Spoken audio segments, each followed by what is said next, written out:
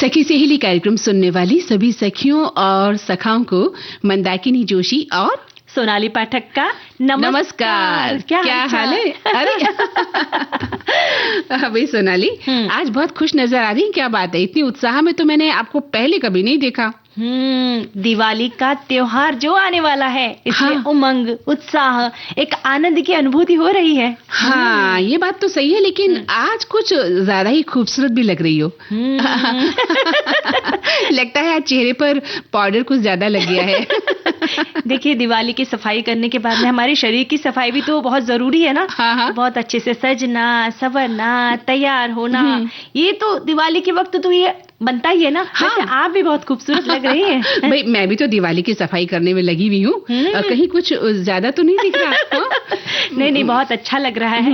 और हमारे श्रोताओं का, हमारे सखियों का भी यही हाल होगा। रेडियो सुनते सुनते कुछ तैयारियां हो रही होगी, कुछ घर की सफाई हो रही होगी, कुछ लड्डू पेड़े बन रहे होंगे। हाँ, कुछ तैयारी हो रही होगी कि भाई थोड़े दिन बाद हमें व्यंजन बनाना। अभी से बना लेंगे तो खत्म हो जाएंगे दिवाली। हाँ, ये बात भी सही है, ये बात भी सही। लेकिन जिनके घर में छोटे छोटे बच्चे होते हैं ना, वहाँ तो अभी से बनाने भी पड़ जाते हैं। बच्चे जो फरमाइश शुरू कर देते हैं, मम्मा इस बार क्या बनेगा दिवाली में? गुंजे बनेंगे ना, लड्डू बनेंगे ना? और मुझे वो वाला लड्डू पसंद है। हाँ। भाई के लिए तुमने पीला वाला बेसन वाला बनाया था, मेरे लिए वो पसंद है। मुझे वो हरा वाला, मम्मी हरा वाला है ना।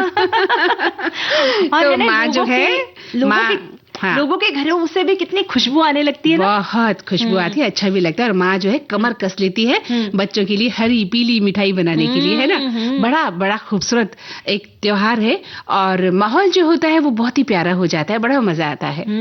विषय बता दें? बताना जरूरी है भाई।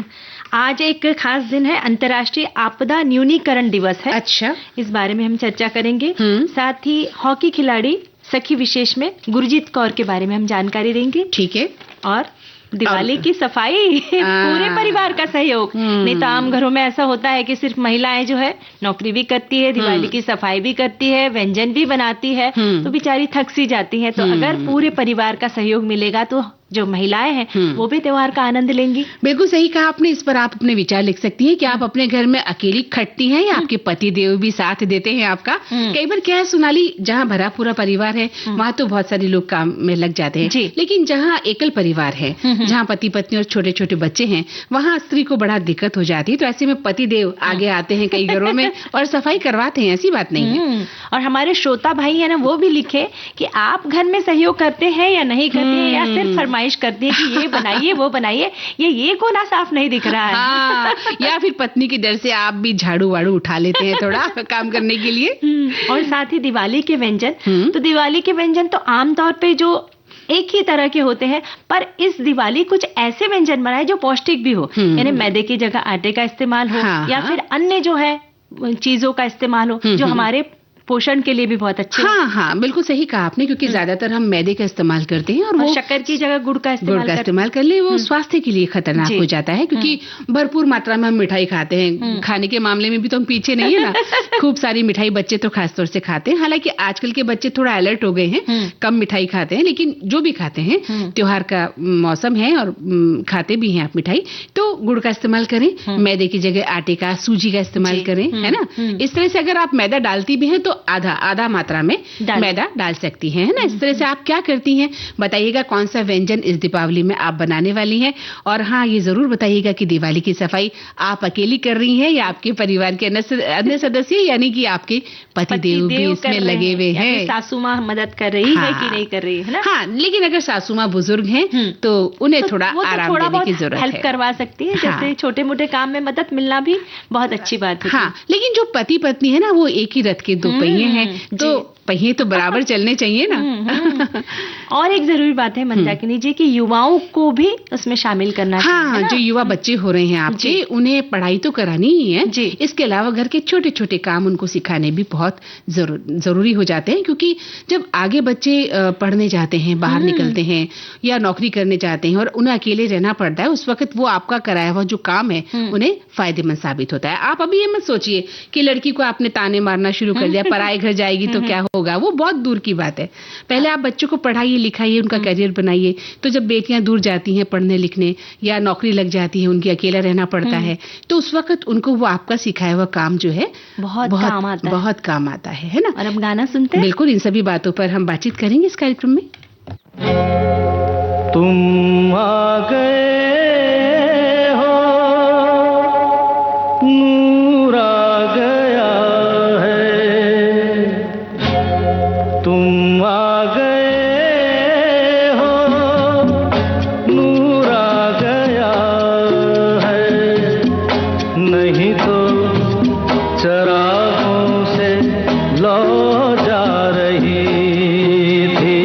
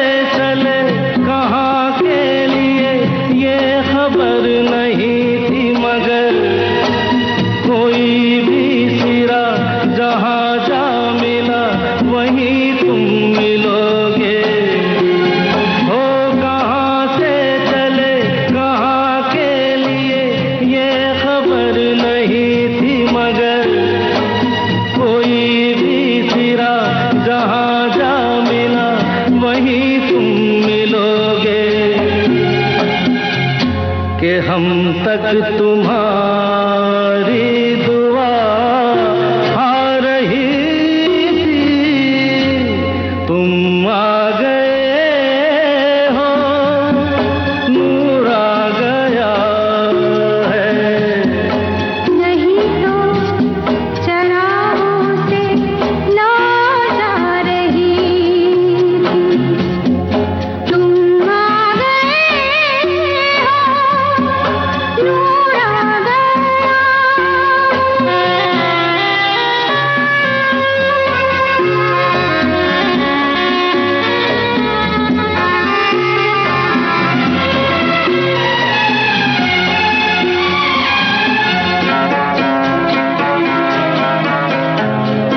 सिंधुबा नहीं, रात भी नहीं, जाने कैसा है सफर। ख्वाबों के दिए आँखों में लिए वही आ रहे थे। ओ सिंधुबा नहीं, रात भी नहीं, जाने कैसा है सफर। ख्वाबों के दिए आँखों में लिए वही आ रहे थे। जहाँ से तुम्हारी सदा आ रही थी। तुम आ गए हो, नूर आ गया है। नहीं तो चरागों से लौ जा रही थी। जीने की तुमसे वजह मिल गई है। बड़ी बेवजह जिंदगी जा रही थी। तुम आ गए हो, नूर आ गया। जी, तो सोनाली आप आ गई हैं और नूर आ गया है कार्यक्रम में। मैं भी यही कहना चाहूंगी। चलिए, दोनों एक दूसरे की तारीफ तो अब कम करते हैं और कार्यक्रम का जो है आगे बढ़ते हैं। देखते हैं कि क्या होने वाला है ना। तो जो खास दिन है आज अंतर्राष्ट्रीय आपदा जोखिम न्यूनीकरण दिवस, यानी प्रतिवर्ष 13 अक्टूबर को ये दिवस मनाया जाता है। और संयुक्त राष्ट्र महासभा ने 1889 में इस दिन को मनाने की घोषणा की थी। और ये दिन लोगों को आपदाओं के प्रति जोखिम को कम करने और आपदा न्यूनीकरण के महत्व के बारे में जागरूकता बढ़ाने के लिए समर्पित है ये दिन। हाँ, बिल्कुल सही कहा। आज का दिन बहुत खास है और ये दिन प्राकृतिक और मानव निर्मित दोनों प्रकार की आपदाओं से होने वाले नुकसान को कम करने पर भी केंद्रित है। जलवायु परिवर्तन और अन्य खतरों से उत्पन्न जोखिमों को कम करने के लिए ये जो है बहुत ही मजबूत राष्ट्रीय और स्थानीय रणनीतियों को बढ़ावा देता है। और भविष्य में आपदाओं से कम जानहानि हो, कम जानमाल का नुकसान हो, इस दिशा में वैश्विक स्तर पर चर्चाओं का, विचार गोष्ठियों का आयोजन किया जाता है। और इस वर्ष की थीम क्या है? एक अच्छे भविष्य के लिए अगली पीढ़ी को सशक्त बनाना, आपदा मुक्त भविष्य के लिए युवाओं और बच्चों को शिक्षा के माध्यम से सशक्त और जागरूक बनाना, उन्हें आत्मरक्षा के लिए तैयार करना। भूकंप है, फिर ज्वालामुखी विस्फोट है, सुनामी, बाढ़ जैसी प्राकृतिक आपदाएं प्रतिवर्ष दुनिया भर में लाखों लोगों को प्रभावित करती है। तो इन आपदाओं का कारण जानकर उसका विश्लेषण कर उन्हें कम करने का प्रयास किया जा सकता है। बिल्कुल सही कहा आपने। और हमारे श्रोताओं ने भी अपने विचार इसी विषय पर इसी तरह से बातचीत उन्होंने लिखी है। अब देखिए ना मंदाकिनी जी, कुछ ऐसी जगह होती है जहाँ पर भूकंप बहुत आते हैं, तो वहाँ पर लकड़ी के मकान बनाए जाते हैं। फिर ऐसी कुछ ऐसे संदेश आते हैं कि जब भूकंप आने वाला होता है उस वक्त तो बहुत सारे पक्षी जो है बहुत एकदम से ये करने लगते हैं, आवाज करने लगते हैं और उड़ने लगते हैं। तो ये जो है ना उनके कुछ संकेत होते हैं। उन संकेतों की ओर हमें बहुत ध्यान देना चाहिए कि समुद्र में अगर कुछ ऐसे परिवर्तन नजर आ रहे हैं। कि मैंने एक अखबार में पढ़ा था कि एक थे, बहुत प्रतिष्ठित व्यक्ति थे, गोवा में रहते थे, उनका घर जो था समुद्र किनारे पे था। तो एक दिन उन्होंने देखा कि समुद्र पीछे पीछे पीछे पीछे जा रहा है बहुत दूर और जमीन दिखाई दे रही। तो उनके दादाजी ने कहा कि ये अच्छा संकेत नहीं है, जल्दी से सामान उठाओ और पहाड़ी पे चले जाओ। और कुछ ही देर बाद सुनामी आया और वहां से बहुत सारा जो तहस नहस हो गया, उनका घर सब उजड़ गया, सब कुछ। तो ऐसे जो संकेत है इसका हमें बहुत ध्यान रखना चाहिए कि इस तरह से अगर कुछ आपदा है तो उसे हमें जागरूकता से, जागरूक नजर से उस ओर देखना चाहिए। बिल्कुल आपने सही कहा कि जो संकेत हैं जो पशु पक्षियों के द्वारा भी निर्मित होते हैं वो उन्हें संकेत मिल जाते हैं इस तरह के जब आपदाएं आती हैं, है ना। तो उसे हमें समझना चाहिए और तुरंत निर्णय ले लेना चाहिए। जितना जल्दी हो हम अपने जानमाल की रक्षा तो कर ही लें कम से कम। और ऐसे संकट की घड़ी में बस हमें धैर्य से काम लेना चाहिए। हाँ, ये तो सबसे बड़ी बात है कि धैर्य जीवन में होना बहुत जरूरी है। क्योंकि अगर आपके जीवन में धैर्य नहीं होता तो जिंदगी अजीबोगरीब स्थिति में आ जाती है। धीरज रखना, है ना, बहुत शांति रखना, मन को समझा के रखना, ये जीवन में बहुत जरूरी है जो आपको कदम कदम पर काम आता है। और है ना, एक गाना सुन के भी हम मन को शांत कर सकते हैं। हाँ, बिल्कुल सुनते हैं।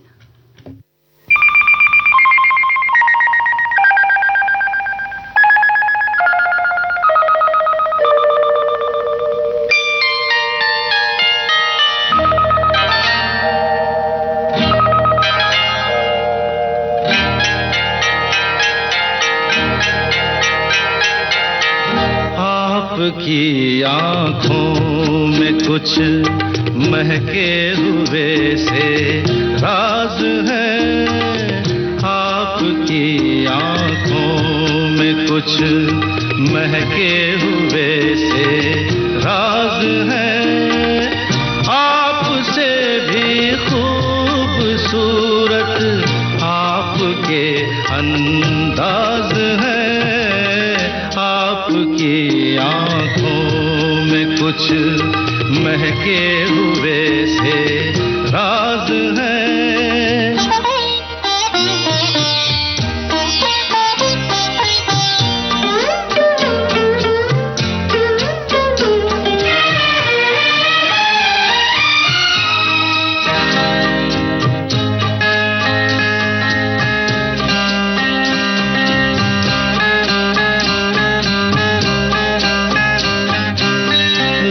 हिले तो मोगरे के फूल खिलते हैं कहीं, लब हिले तो मोगरे के फूल खिलते हैं कहीं, आपकी आँखों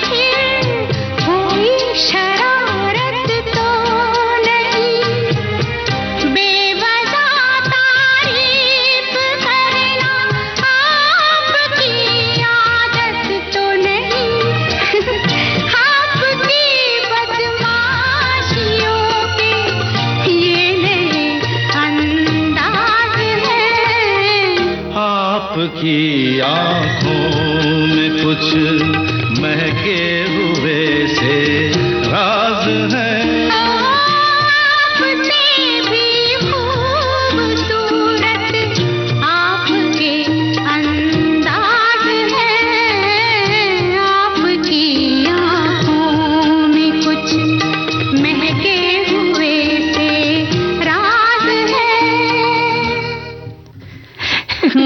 मंदाकिनी जी, एक हमारे साथी लिखते हैं, इस वक्त आपका कार्यक्रम सुनते सुनते हम भी अपने कमरे की सफाई कर रहे हैं, पानी से साफ कर रहे हैं, तुम आ गए हो, नूर आ गए, ये गीत भी सुन रहे हैं। अच्छा भाई, हमारा कार्यक्रम सुनते सुनते आप सफाई कर रहे हैं। हमारी कार्यक्रम में ये बात सुनने के बाद तो आपने सफाई शुरू नहीं करी है, या आप पहले से ही कर रहे थे? हाँ, ये बताएंगे लिखकर। तो चलिए अब सखी विशेष की ओर चलते हैं। आज आपने गुरजीत कौर को चुना है, जो कि एक बहुत जानी मानी हॉकी खिलाड़ी हैं। और गुरजीत कौर का जन्म 25 अक्टूबर 1995 को पंजाब के अमृतसर के मियादी कनान गांव में हुआ था। गुरजीत कौर का जन्म एक किसान परिवार में हुआ था। गुरजीत कौर के माता पिता सतनाम सिंह और हरजिंदर कौर ने अपनी दोनों बेटियों हरजीत और प्रदीप कौर को गुणवत्तापूर्ण शिक्षा का प्रयोजन किया था। यानी किसान होते हुए भी उन्होंने बेटियों की शिक्षा को कितना महत्व दिया और तब जाके वो इतनी बड़ी हॉकी खिलाड़ी बनी हुई ना। गुरजीत कौर को वर्ष 2006 में पंजाब के तरन जिले में कैरॉन में भेजने का फैसला किया गया। वहीं से उन्होंने हॉकी का प्रशिक्षण लेना शुरू कर दिया। हॉकी में उनकी उत्कृष्टता ने उन्हें विद्यालय की सरकारी शाखा में स्थान मिला, जहां उन्हें मुफ्त शिक्षा और भोजन की सुविधा भी मिली थी। और गुरजीत कौर को देश के लिए खेलने का पहला मौका मिला 2014 में, और सीनियर नेशनल कैंप में आपको मौका मिला। और वर्ष 2017 में भारतीय महिला हॉकी टीम के स्थायी सदस्य भी आप बनी।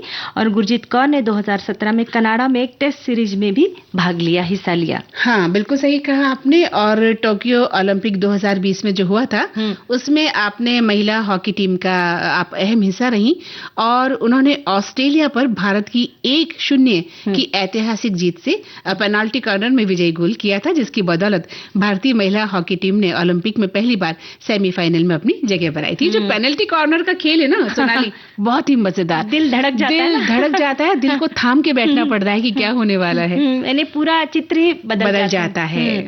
और 2017 में जापान में आयोजित 90वें महिला एशिया कप में उन्होंने कुल 8 गोल किए थे, और इस टूर्नामेंट में तीसरी सबसे अधिक गोल करने वाली महिला गुरजीत कौर थी। बिल्कुल सही कहा। 2019 में FIH महिला सीरीज फाइनल में सबसे अधिक गोल करने वाली खिलाड़ी थी, जहां टीम ने स्वर्ण पदक जीता। और वहीं 2022 में मस्कट में महिला एशिया कप में हमारी टीम तीसरे स्थान पर भी रही थी। और गुरजीत कौर ने भारतीय महिला हॉकी में शामिल होकर अपनी मेहनत लगन के कारण हॉकी में अपने नाम का परचम लहराया।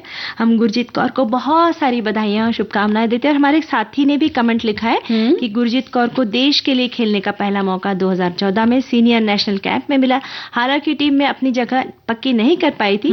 ये केवल एकमात्र महिला खिलाड़ी है जो 2017 में भारतीय महिला हॉकी टीम की स्थायी सदस्य बनी। उन्होंने मार्च 2017 में कनाडा में टेस्ट सीरीज भी खेली, और अप्रैल 2017 में हॉकी वर्ल्ड लीग राउंड 2 जुलाई और 2017 में हॉकी वर्ल्ड लीग सेमीफाइनल में भी प्रतिनिधित्व किया था। बिल्कुल सही कहा। और हम तो सभी से ये कहना चाहेंगे कि अगर आपकी बेटियों में भी ये गुण देखने को मिलता है स्पोर्ट्स का, तो आप भी उन्हें गुरजीत कौर बना सकते हैं। अपनी बेटियों को स्पोर्ट्स में शामिल करिए, उनका शौक देखिए कि वो किस खेल में रुचि दिखाती हैं। उन्हें डांटिए, फटकारिए नहीं कि क्या रखा है खेलों में, क्यों टाइम खराब करती हो, पढ़ाई करो।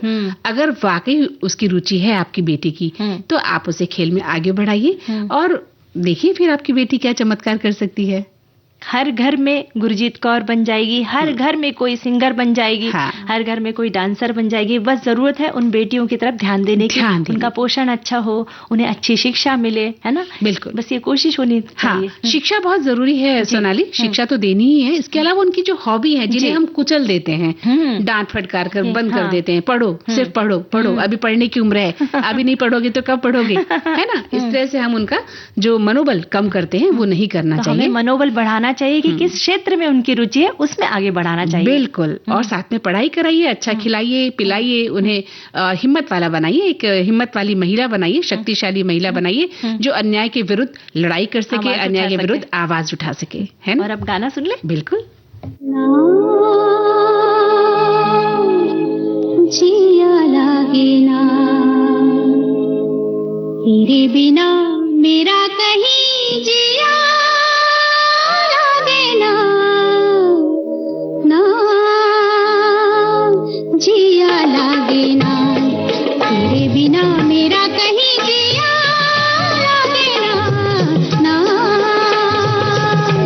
जिया लागे ना।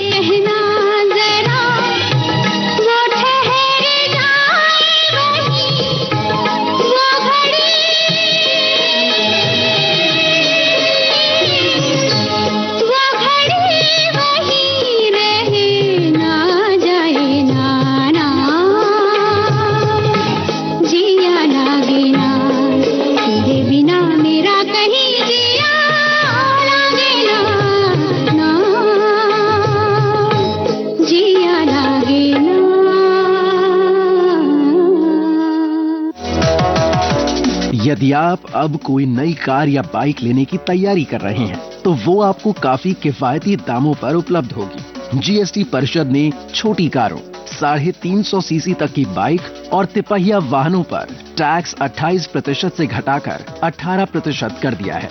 22 सितंबर 2025 से लागू होने वाला ये त्योहारी तोहफा एंट्री लेवल गाड़ियों को और भी किफायती बना देगा, जबकि लग्जरी कारें और बड़ी बाइक 40% के नए स्लैब में आ गई हैं, लेकिन फिर भी उन पर कम टैक्स लगेगा।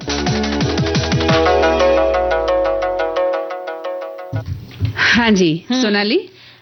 मंदाकिनी जी, हमारे एक साथी लिखते हैं कि मेरी माँ को खोया की बहुत अच्छी पहचान है। कई दुकानों पर घूम घूम कर जाती है और तोड़ कर देखती है कि खोया कैसे अच्छा है। मैं छोटा था तो मैं भी उनके साथ जाता था और खोया खाने को मिल जाता था, क्योंकि ज्यादा देखते तो चेक करके लेते तो खाकर देखते हैं।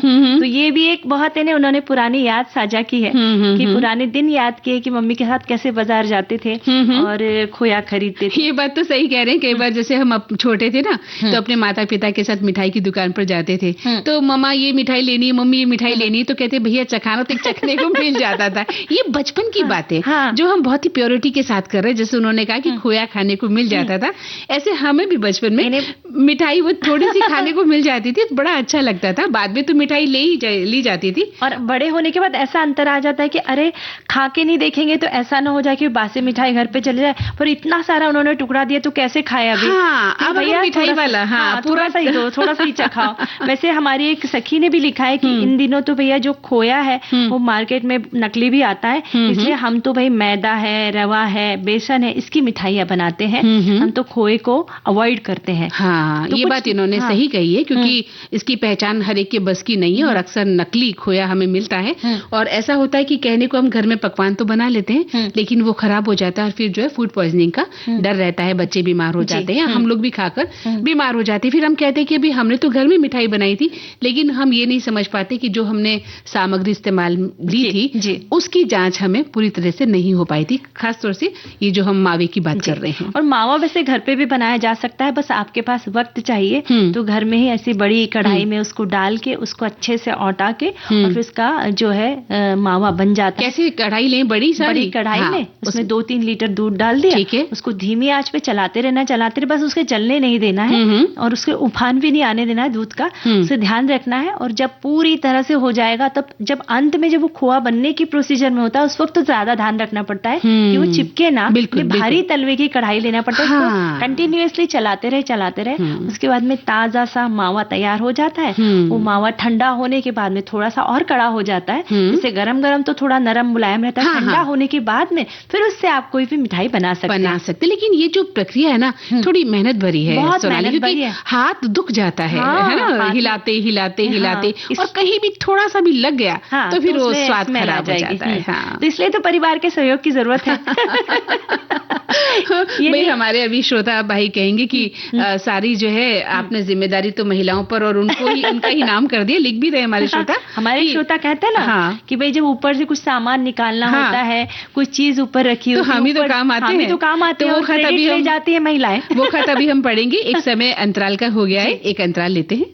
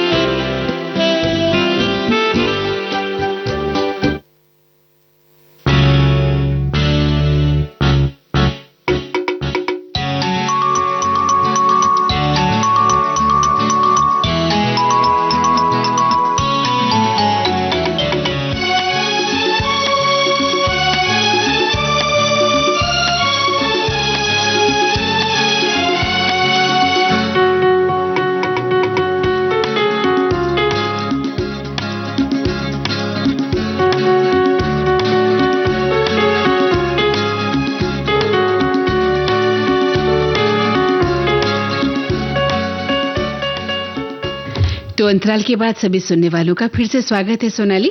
और अब बात आती है दिवाली की सफाई पर। क्योंकि दिवाली का त्योहार बस दस्तक देने को है मंदाकिनी जी, और दिवाली के दौरान साफ सुथरा स्वच्छ घर एक सकारात्मक ऊर्जा से भर जाता है। दिवाली खुशियों और उत्साह का त्योहार है और दिवाली आने से पहले सफाई करना न सिर्फ सफाई है बल्कि हमारी परंपरा है। और सफाई से न केवल हमारा घर साफ सुथरा सुंदर दिखता है बल्कि हमारा स्वास्थ्य भी अच्छा रहता है ना। बिल्कुल सही कहा आपने। ये जो उत्सव आते हैं, त्योहार आते हैं, ये हमें भीतर से बहुत ही अच्छा कर देते हैं। आपके अंदर एक क्या कहते हैं, एक अजीब सी तरंग पैदा होती है, ऊर्जा आ जाती है, ऊर्जा और बिल्कुल लहर पैदा हो जाती है। आप थकते नहीं और काम करते रहते हैं। तो आमतौर पर क्या होता है सोनाली, घरों में हम ये देखते हैं कि दिवाली की सफाई हो या मेहमानों का स्वागत हो, मिठाइयां हम बनाना शुरू कर देते हैं, सजावट करते हैं, सुंदर सुंदर फूल हैं या जैसा भी हम चाहते हैं, रंगोली सजाते हैं या पूजा करते हैं, भोजन का बंदोबस्त करते हैं। तो ये काम सिर्फ महिलाएं करती हैं। या हम खाली महिलाओं का पक्ष नहीं ले रहे, सच्चाई बता रहे हैं, महिलाएं ही करती हैं। पर इन सभी कामों में, खासकर दिवाली की सफाई में, अगर घर के, जैसा कि हमने कहा, सभी सदस्यों का सहयोग मिले तो दिवाली और भी खूबसूरत हो जाती है। और है ना, दिवाली की सफाई करना ये तो ऐसी बात है मंदाकिनी जी कि आजकल शहरों में कह लीजिए, महानगरों में कह लीजिए, ऐसी बहुत सारी संस्थाएं हैं जो हमारे घर को साफ कर सकती है, हमारे से पैसे लेके साफ कर सकती है। पर जब हम परिवार के सभी सदस्य मिलकर सफाई करते हैं तो हमारे रिश्तों में भी मजबूती आती है। सभी लोग एक साथ मिलकर मोबाइल फोन की दुनिया से दूर वक्त बिताते हैं, तो वो एक सुंदर अनुभूति होगी। बिल्कुल सही कहा आपने। ठीक है, हम किसी को बुला के सफाई जब करवाते हैं वो हमारी मजबूरी हो सकती है। कई बार आप शारीरिक रूप से नहीं होते समृद्ध, है ना, सशक्त नहीं होते, तो आप किसी को बुलवा के पैसे दे के सफाई करवा सकते हैं। लेकिन जब आप स्वस्थ हैं, आप काम कर सकते हैं, आप घर के काम कर रहे हैं, आप त्योहार मना रहे हैं, तो मिलजुल कर जो काम करने का मजा है वो तो कहना ही क्या। अपने बच्चों को भी शामिल आप कर सकते हैं, उनकी क्षमता के साथ उन्हें देखिए छोटे छोटे काम सौंपिए, बच्चे कितने खुश हो जाते हैं, उनको अपनी इंपॉर्टेंस पता चलती है कि सिर्फ पढ़ना ही हमारा काम नहीं है, बल्कि काम भी होता है दुनिया में। नहीं तो अक्सर ऐसा होता है कि अरे जाओ छोड़ो, तुम होमवर्क करो, तुम मत करो काम, ये मत टोकिए। त्योहार के दिनों में तो कम से कम मत टोकिए, जाओ हम कर लेंगे काम कर, पढ़ो जाके। तो इस काम को बोझिल बनाने के बजाय एक मजेदार गतिविधि बनाइए और उसमें हंसी फव्वारे हो, गपशप हो, संगीत हो, तो घर का वातावरण आनंददायक हो जाता है ना मंदाकिनी। बिल्कुल सही कहा। और भारी भरकम सामान को उठाना है या दीवार के ऊपर का हिस्सा साफ करना है, या फिर जहाँ रोज की सफाई हम नहीं कर पाते, ऐसी जगह पर अगर सफाई करनी है तो हम अपने युवा बच्चों का सहयोग ले सकते हैं, हमारे घर के जो पुरुष हैं उनका सहयोग ले सकते हैं, तो अच्छी से अच्छी सफाई हम कर सकते हैं। अब जैसे छत के ऊपर, छज्जों के ऊपर की सफाई खास तौर से होना चाहिए, जिसमें बिना काम का सामान है ना, हम जो जमा कर करके रखते हैं कि जब ऊपर खोला तो अरे पिछली दिवाली में भी ये यहीं रखा हुआ और वो वहीं रहता है। हमारा लोभ जो होता है ना, वो मोह माया कम नहीं होती है हमारी, क्योंकि उन वस्तुओं से हमारी यादें भी जुड़ी होती है। तो हम सोचते हैं कि अरे नहीं, ये तो मुझे शादी में मिला था, ये तो फलाने मेरे दोस्त ने दिया था, ये तो इतना अच्छा है, पर अगर यूज नहीं करें तो उसे किसी को दे दे, क्योंकि क्या है ना, जब वो अच्छी कंडीशन में हो तभी किसी को देने में अच्छा आप उसके बाद खराब होने के बाद अपने घर में किसी को देते हैं या किसी को, तो बुरा लगता है, वो काम भी नहीं आता है। ऐसी स्थिति में थोड़ा सा अपना जो मुंह है वो त्यागिए और दीजिए, है ना। और कोई भी काम जब मिलजुल कर करते हैं सोनाली, तो घंटों की बजाय वो मिनटों में हो जाता है। चुटकी बजाते ही कहते हैं ना जिसे, और काम असरदारक भी होता है, घर का माहौल खुशनुमा होता है, और ऐसी उमंग भरी दिवाली हर कोई मनाना भी चाहता है। हमारी एक सखी ने लिखा है, दिवाली आते ही घर की साफ सफाई की चिंता पहले शुरू हो जाती है, कैसे करेंगे, लेकिन धीरे धीरे सफाई करना शुरू कर देती हूँ। कभी अलमारी, कभी कपड़ों को धूप दिखाना, किचन की एक एक अलमारी, और कुछ हेल्प बेटा भी करवा देता है। छत के पंखों को साफ करने का काम बेटा करता है। सफाई करते समय रेडियो विविध भारती सुनते हैं तो थकान नहीं होती है। देखा कितनी अच्छी बात कही इन्होंने ना। वहीं एक लिखते हैं श्रोता कि दिवाली और साफ सफाई, भाई काम करने में डर कैसा, कोई चोरी तो नहीं करे जो डरे, अरे ये तो साफ सफाई है। और माना गया है कि कभी व्यस्त रहा करते थे हम, और ये व्यस्तता अभी भी है, लेकिन सहयोग ही इंसान का सबसे बड़ा स्वभाव अपेक्षित है, इसलिए सहयोग में ही हम रहते हैं। माना बच्चे बाहर है, तो ऐसे में दाम्पत्य में आपसी सहयोग करने से ही अच्छा अवसर मिलता है।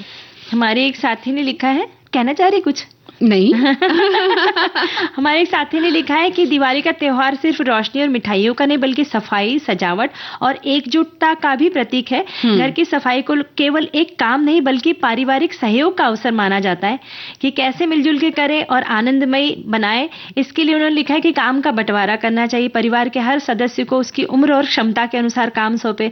बच्चे को खिलौनों और पुस्तकों की सफाई, बड़ों को रसोई, पूजा स्थान, कपड़ों के अलमारी की सफाई, पुरुष सदस्य फर्नीचर, इलेक्ट्रॉनिक्स और बाहर का क्षेत्र संभाले और मिलजुल कर सजावट करे। पुराने सामान की छटाई करे, पुराना बेकार सामान को हटा दे, उसकी जगह उसे दान की भावना रखे। बच्चों को ये सिखाना कि पुराने खिलौने, कपड़े जरूरतमंदों को दिए जा सकते हैं और एक साथ समय बिताने का मौका भी मिलता है। दीपावली की सफाई सिर्फ काम नहीं, बल्कि साथ हंसने, बातें करने, यादें बनाने का समय है, और परिवार के बीच आपसी सहयोग और प्यार और हमारा रिश्ता भी गहरा आता है। साथ ही कहते हैं स्वच्छता से सकारात्मक ऊर्जा आती है और लक्ष्मी जी का आगमन होता है। धूल मिट्टी हटाने से घर में ताजगी और मन में सुकून आता है। निष्कर्ष है कि दीपावली की सफाई को परिवार के बोझ के रूप में नहीं, बल्कि साथ मिलकर खुशियां बांटने का त्योहार माने। जब सभी मिलकर करते हैं तो हर कोना चमक उठता है। सफाई से भी ज्यादा रिश्तों में रोशनी आ जाती है। क्या बात है, क्या बात है, बहुत सुंदर, बहुत सुंदर। वही एक श्रोता लिखते हैं कि भाई कल संडे का दिन था मंदाकिनी जी, सोनाली जी। सखी यानी मेरी धर्म पत्नी ने सुबह जल्दी उठाकर सखा यानी मुझे चाय का कप देकर साथ में वैक्यूम क्लीनर पकड़ा दिया और कह दिया कि दीपावली पर घर की सफाई पर लग जाओ। विविध भारती के प्रोग्राम सुनते हुए साथ साथ दीपावली में घर की सफाई होती रही। धर्मपत्नी ने ये जरूर कहा कि अदरक और इलायची वाली चाय जितनी बार कहोगे बना के पिला दूंगी। मैंने भी कहा शुक्र है, चाय तो मिलती रहेगी। चलो इसी बहाने दीपावली की सफाई में अपनी एक सखी का हमने हाथ बटाया। बहुत अच्छी बात, बहुत सुंदर। और आप दोनों का ये जो स्नेह है बना रहे कि भाई चाय पिलाई आपको अदरक इलायची की, कितनी अच्छी बात है। वरना तो कई बार ये भी सुनने को मिल जाता है कि जाओ खुद ही बना लो अदरक और इलायची की चाय, है ना। और फिर महिलाएं जो है वो भी अदरक और इलायची पे अपना गुस्सा निकालती है, जोर जोर से कूटने लगती है। ये भी होता है। और तो, गाना सुन लेंगे। हाँ, गाना सुन ले या एक और मैं संदेश पढ़ना चाहती हूँ जी, पढ़िए। ये लिखते हैं कि सफाई, सजावट और अन्य दिवाली की तैयारियों में पूरे परिवार का सहयोग होता है, जिससे काम आसान हो जाता है। साथ मिलकर काम करने से परिवार के सदस्यों के बीच संबंध और मजबूत होते हैं और ये बच्चों को पारिवारिक मूल्यों और परंपराओं को सिखाने का एक शानदार तरीका भी है। हर कोई अपने हिस्से का काम करता है जो त्योहार को और भी खास बना देता है। सचमुच आज तो हमारे श्रोतागण भर भर के कमेंट्स लिख रहे हैं सफाई को लेकर। और अगर सचमुच वो ऐसा करते हैं ना तो इससे बड़ा खूबसूरत दृश्य कोई हो ही नहीं सकता है ना? तो चलिए गीत सुनते हैं।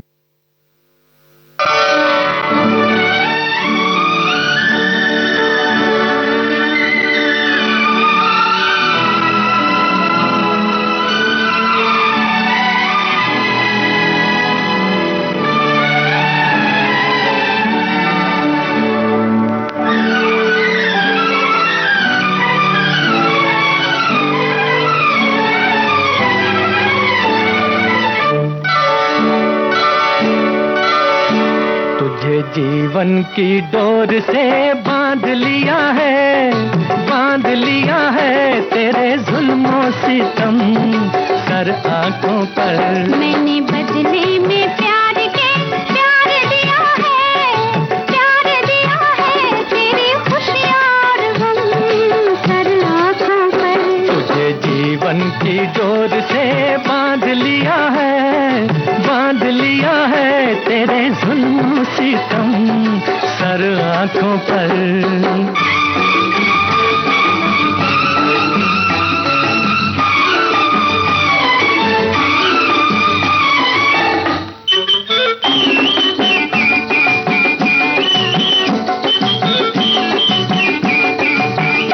अप्सरा कोई आए तो देखूं नहीं, कोई बहकाए हंस के तो बहकूं नहीं। अप्सरा कोई आए तो देखूं नहीं, कोई बहकाए हंस के तो बहकूं नहीं। तोरे मतवारे नैनों ने जादू किया, तोरे मतवारे नैनों ने जादू किया। तेरी उल्फत सनम सर आंखों पर। मैंने बदले में प्यार दिया है तेरी खुशियां और गम कर आंखों पर।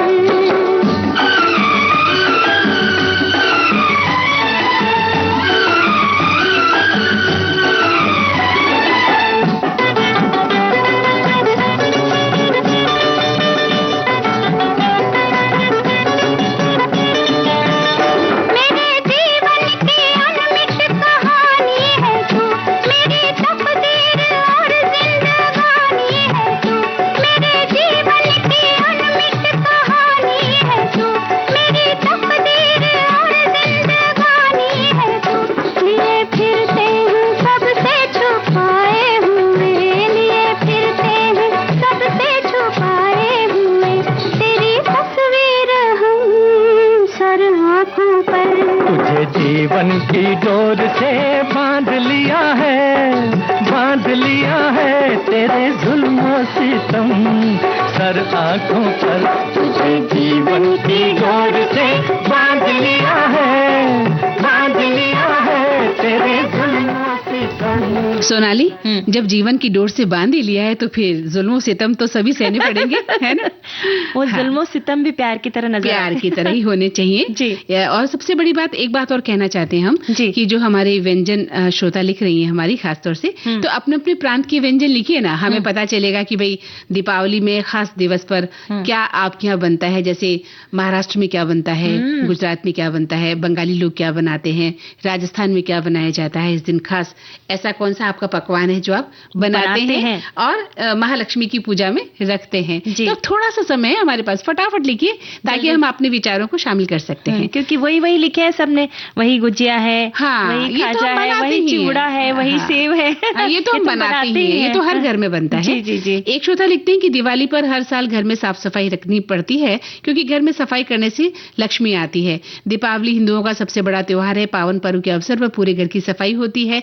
घर के सारे सदस्य से मिलकर घर की सफाई करते हैं। इस दौरान हमें अपना खोया हुआ सामान भी मिल जाता है तो बहुत अच्छा लगता है। आप लोग भी अपने घर की सफाई कर रहे होंगे क्योंकि स्वच्छता ही जीवन है। एक बात मैं कहना चाहूंगी, लक्ष्मी तो आती है लेकिन आपकी जो पत्नी है वो भी तो लक्ष्मी ही है ना। आपके घर में जो बेटियां हैं वो भी तो आपकी लक्ष्मी है ना। तो उनका भी स्वागत हर समय रहना चाहिए, होना चाहिए। हमारे एक साथी लिखते हैं कि दिवाली की सफाई ये महज एक काम नहीं बल्कि एक ऐसा अनुष्ठान है जिसमें पूरा परिवार एक साथ जुटकर आने वाले त्योहार की तैयारियों में लग जाता है। घर के हर कोने को चमकाने की प्रक्रिया वास्तव में पारिवारिक सहयोग और अपनेपन की मिठास को और गहरा कर देती है। बहुत सुंदर। वहीं एक श्रोता लिखते हैं कि दिवाली की सफाई, हम 3 भाई बहन छोटे थे तब मम्मी को सफाई में बहुत हेल्प करते थे। पहले तो जो पुरानी बिन जरूरी चीजें, गैर जरूरी चीजें निकल आती थी और उन्हें अलग करते थे। फिर जो जरूरी चीजें थी उन्हें हम अच्छे से संभालते थे और इस तरह से हम शाम होने तक जितने भी कागज की जो रद्दी है उन्हें अलग छांट के रख देते थे। तो सब मिलकर हम काम किया करते थे। हमारे एक साथी लिखते हैं कि दिवाली की सफाई चल रही हो और परिवार का सहयोग न हो, ये कैसे हो सकता है? देना ही चाहिए। गुजराती मुहावरा है, झाझा हाथ रलिया मणा, मतलब काम में ज्यादा लोगों के हाथों से काम आसानी से जल्दी पूरा हो सकता है। सोने पे सुहागा। पिछले हफ्ते हमारे घर में सफाई कार्य पूरा करने में हम दोनों ने भी बहू बिटिया को पूरा सहयोग दिया। मेरी श्रीमती जी ने किचन संभाला, मैंने रूम के वेंटिलेशन की स्टील की जाली सड़ गई थी उसे बदलने की मदद की।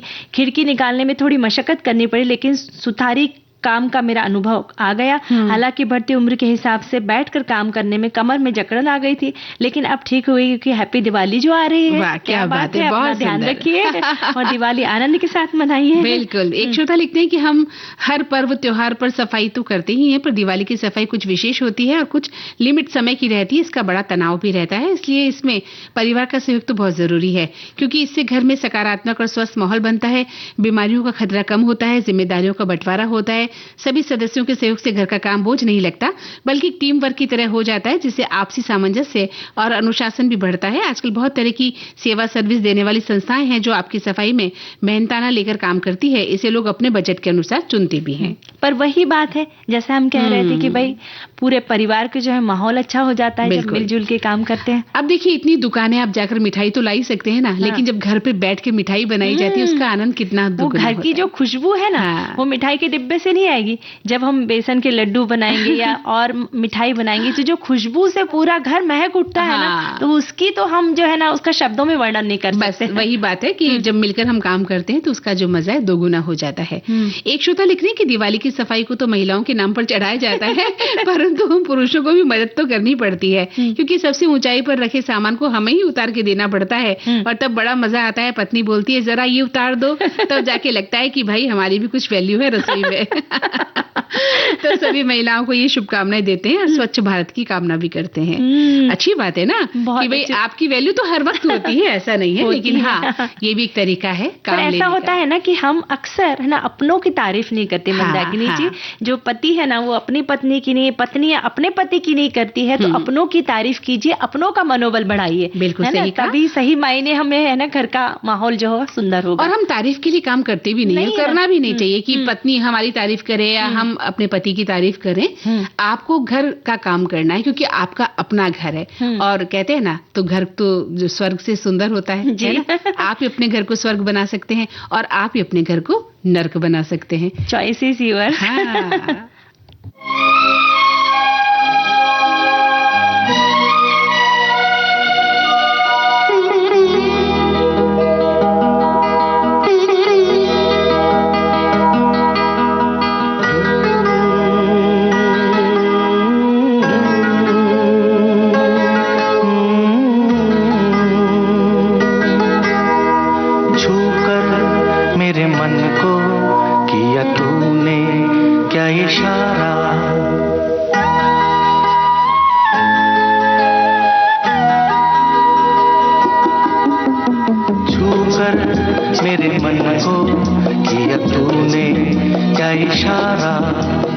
बदला ये मौसम लगे प्यारा जग सारा, छूकर मेरे मन को किया तूने क्या इशारा।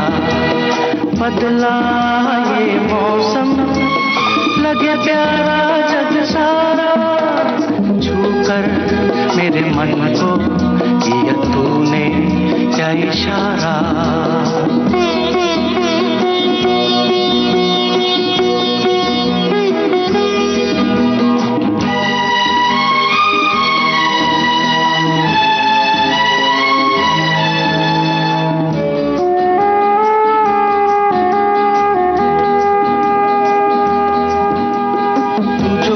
जीवन भर तेरे लिए मैं गाऊं, तेरे लिए मैं गाऊं, गीत तेरे बोलों पे लिखता चला जाऊं, लिखता चला जाऊं।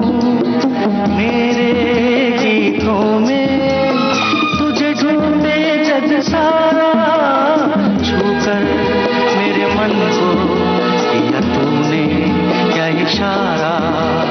बदला ये मौसम लगे प्यारा जग सारा, छूकर मेरे मन को किया तूने क्या इशारा।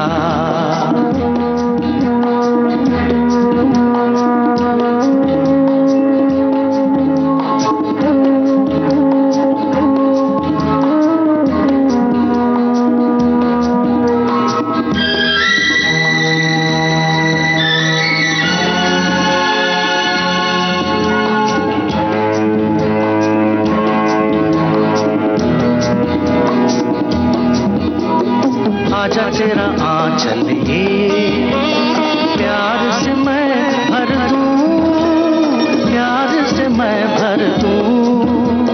खुशियाँ जहाँ भर की तुझको नजर कर दूं, तुझको नजर कर दूं। तू ही मेरा जीवन, तू ही जीने का सहारा, छूकर मेरे मन को दिया तूने क्या इशारा। बदला ये मौसम लगे प्यारा जग सारा, छूकर मेरे मन को किया तूने क्या इशारा।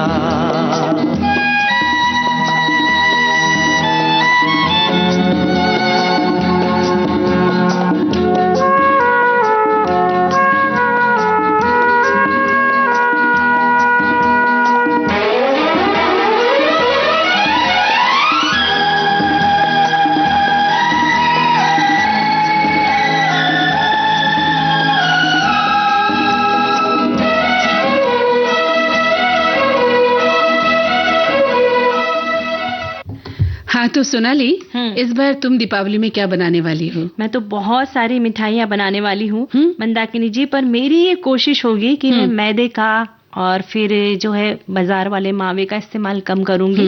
उसके बदले मैं फिर जो है अपना सूजी का इस्तेमाल करूंगी, या फिर जो मठरी बनती है ना मैदे की बनने के बजाय ना, उसमें हम मिलेट्स यानी जैसे रागी का आटा है, अच्छा, फिर सूजी है, हाँ, उसके बाद में गेहूं का आटा है, सोयाबीन का आटा है, चावल का आटा है, हाँ, हाँ, उसी के हम जो है ना जो मठरी बोलते हैं वो बनाएंगे। अरे वाह। उसमें नमक है, अजवाइन डाल के, थोड़ा सा अगर खाते हैं तो उसमें थोड़ा सा लहसुन क्रश करके डाल दिया। अच्छा, हाँ, तो इतनी सुंदर बनती है। उसे बस कड़क, उसे एकदम कड़ा सा भिगो ले और मोयन भी डाल दे अच्छे से उसमें, और फिर उसे पतला बेल के, और फिर उसमें जो काटा चम्मच होता है उसे पूरे छेद कर लेते हैं, छेद करके और फिर उसे तल ले धीमी आंच पे, तो बहुत सुंदर लगती है।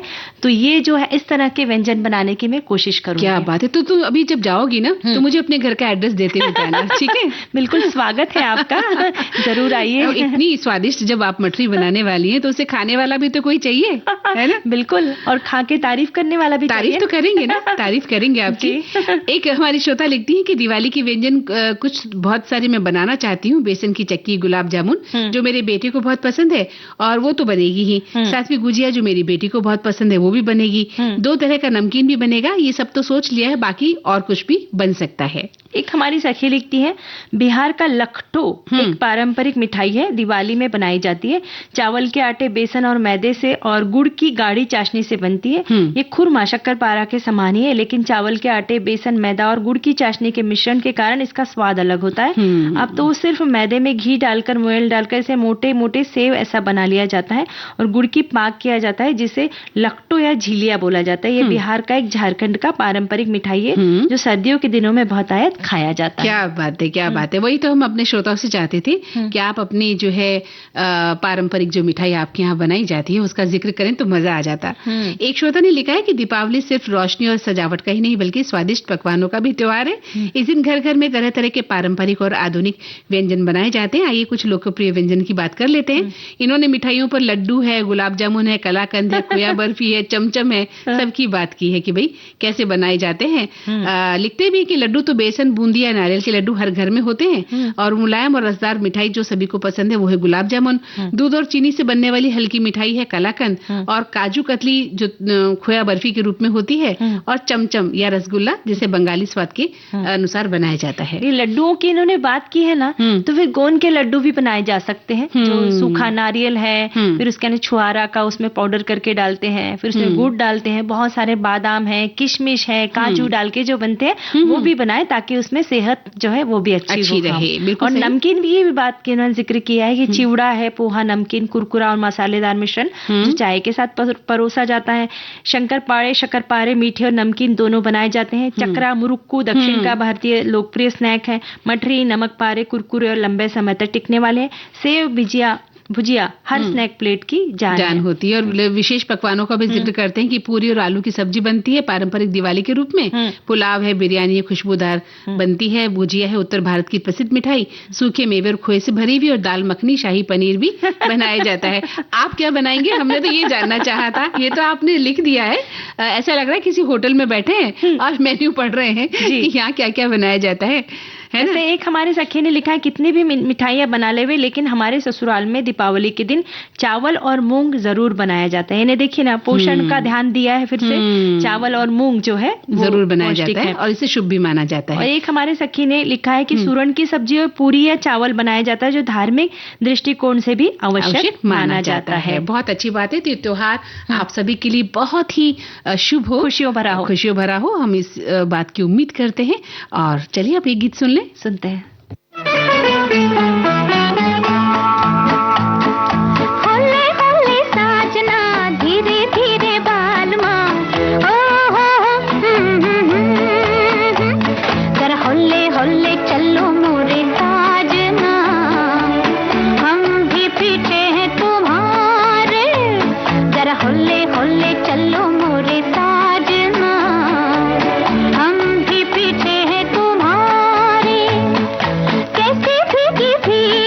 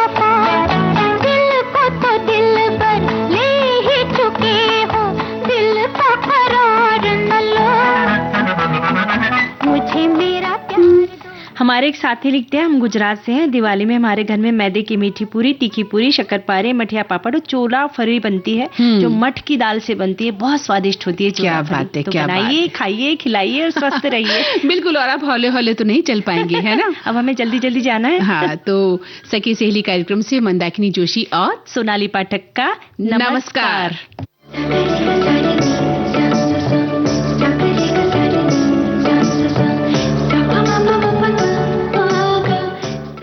इस कार्यक्रम की प्रस्तुत करता है अनुश्री पाठक। सहेली।